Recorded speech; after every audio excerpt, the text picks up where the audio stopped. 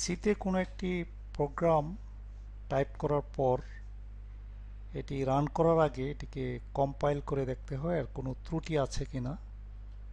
তো এরকম ধরা যাক এটা আমরা যে একটা প্রোগ্রাম এটি আমরা টাইপ করলাম, টাইপ শেষে আমরা এটিকে রান করার আগে এটিকে আমরা কম্পাইল করব।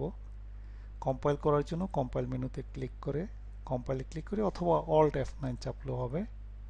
তাহলে এরকম কম্পাইল স্ট্যাটাস দেখাবে যে এখানে দেখাচ্ছে লাইন আমাদের এই টোটাল এখানে লাইন হচ্ছে এতটা, ওয়ার্নিংস একটা এরর দেখাচ্ছে একটি, অর্থাৎ এই প্রোগ্রামটিতে একটি এরর রয়েছে।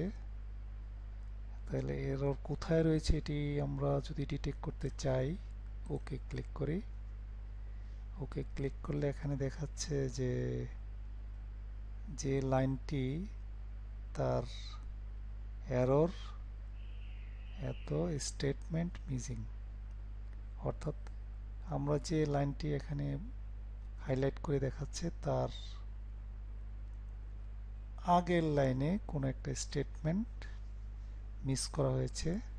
তো আমরা একটু প্রোগ্রামটি একটু দেখি যে কি মিস হয়েছে, কোন স্টেটমেন্ট মিস হয়েছে। এখানে আমরা দেখছি যে আসলে এখানে একটি স্টেটমেন্ট যেমন স্ক্যানএফ, সব ফাংশনের পরে সেমিকোলন দিতে হয়, তো এখানে আমাদের এই সেমিকোলন দেওয়া হয়নি, এই জন্য এটাকে ইয়ে হিসাবে দেখাচ্ছে। তো আমরা এখানে সেমিকোলন দিলাম, দেওয়ার পর এটিকে আবার সেভ করতে হবে। এখন যদি আমরা কম্পাইল করি তাহলে এরর 0 দেখাচ্ছে, ওকে। তো এখন আমরা এটিকে রান করালে এটি রান হবে।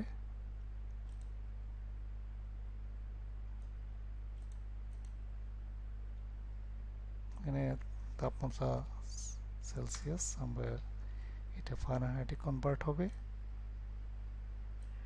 এভাবে আমরা কোনো একটি প্রোগ্রামকে আমরা কম্পাইল করে এটিকে রান করাতে পারি।